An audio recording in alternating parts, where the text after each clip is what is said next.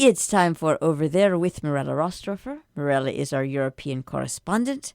She is still over there. She is corresponding from over there. She has now set world records for being over there. I'm not going to ask her how she is because she's probably tired of being over there, but we will simply just start the show. Hi, Mirella. Hi, Jill. Yes, you cannot be more true. From over here, very cautious and following all guidelines. Nevertheless, I hope that I have a topic that will interest you today because I think that this is historically extremely interesting. I'm talking about the coming trial in France on Charlie Hebdo. Um, really terrible massacre in 2015. So I know that we talked about what happened at the time, but I think it's necessary first to maybe give a little bit of background. So for the one who didn't follow us at the time, we were covering the Charlie Hebdo shooting in 2015. Charlie Hebdo is a French satirical weekly magazine. It has a lot of cartoons, a lot of reports also on politics, on social issues, on about everything that takes place in French society. A lot of polemics and a lot of jokes, if one likes them or not. This is debatable, but it's a magazine that is definitely the most well-known satirical magazine in France.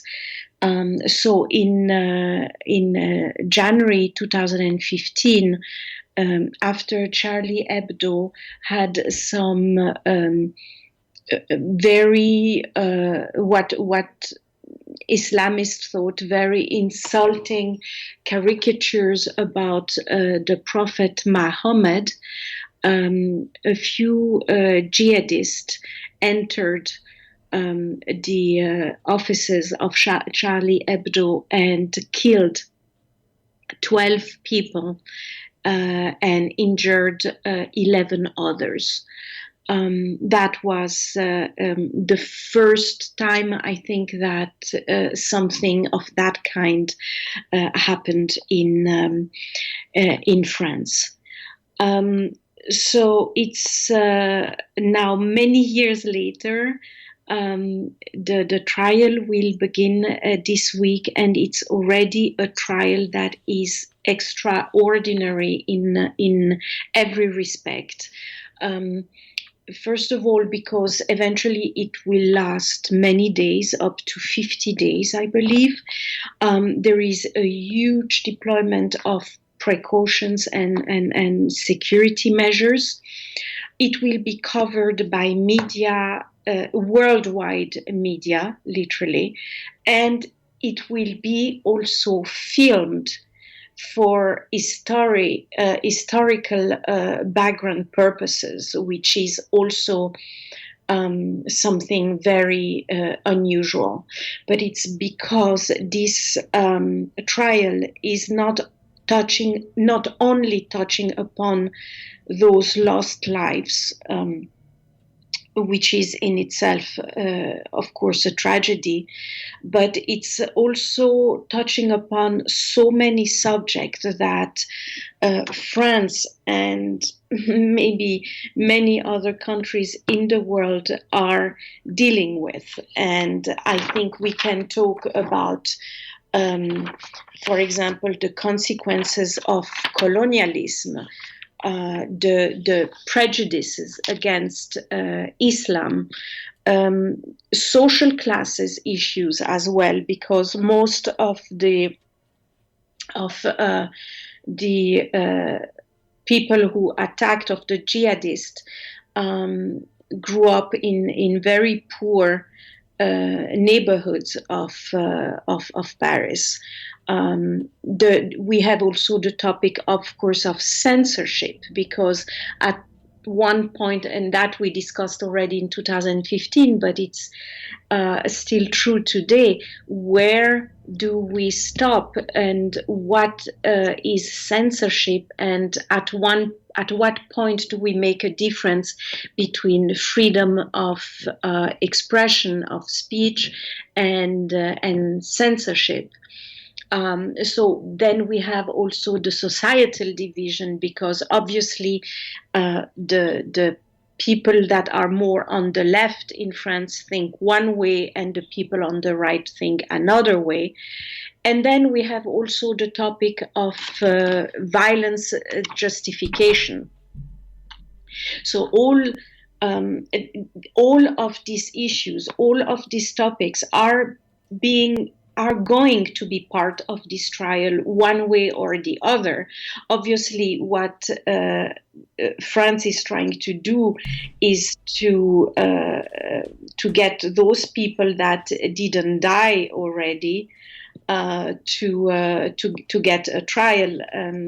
But there is also a very bitter taste behind this trial, and it's the fact that the main jihadist died already a long time ago, and that is in that same January of 2015. And I'm talking about the Kouachi brothers and Koulibaly. They were killed on the 9th in an assault where they held a hostage. And Koulibaly had also was killed as well in a supermarket in France, where he also had a hostage. And those three people were the main people, the jihadists that actually were behind that attack. So most probably a lot is going to be also focused on their childhood. Obviously, it was a very difficult one. They were from Algerian descent.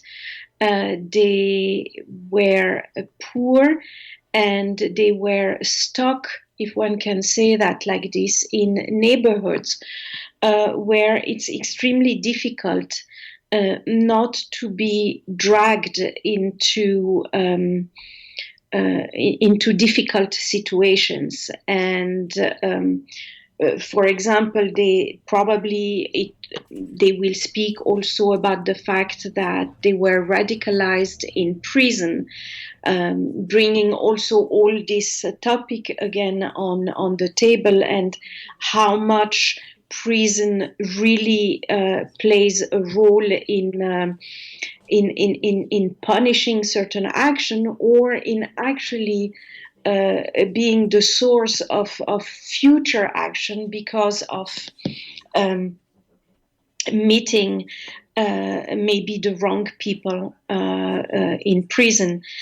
So all of this, and that's why this trial is going to take so many days, because it is complex, and it is absolutely going to encompass everything that makes a life, basically a human life, even if it's a very dramatic one, as the one of those jihadists.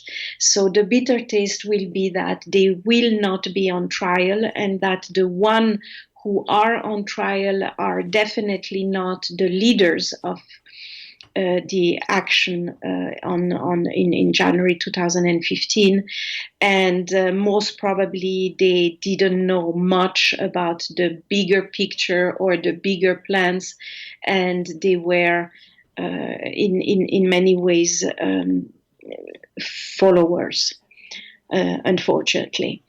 They believed in the Islamic State. They believed that by being a jihadist, even if they would die, they would go to heaven, and they were basically convinced of those ideas.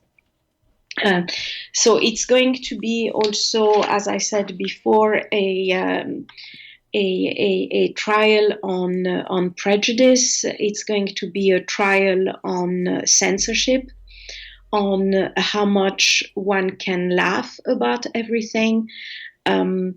Is it right to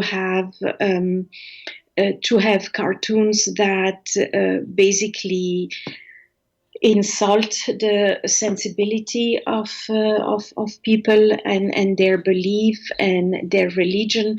All of this, I'm certain, is going to be discussed in details, and with probably extremely different opinions on the subject.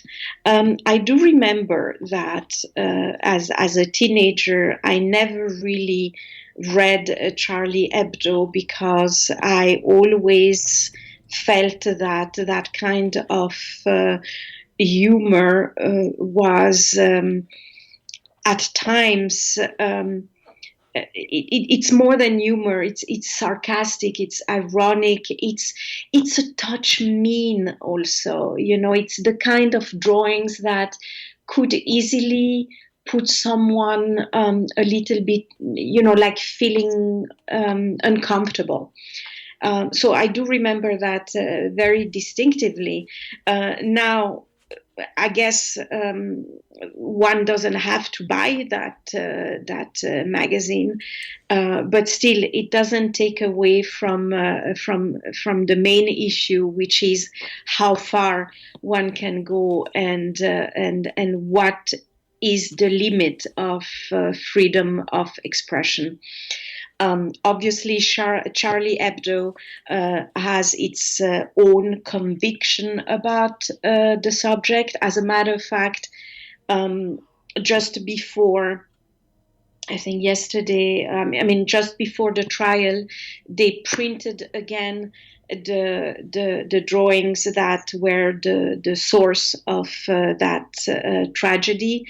And they explained very well in a text that for them it's important to reprint those, not because they want to provoke anybody, but because after so many years, a lot of people that are following that today, younger people that are following that today, probably never saw those drawings. And so at Charlie Hebdo, they feel that it's their responsibility to show the reason why all of this happened, and give the possibility again for a debate on that, and maybe also for justice, because after so many years, one tends maybe to forget a little.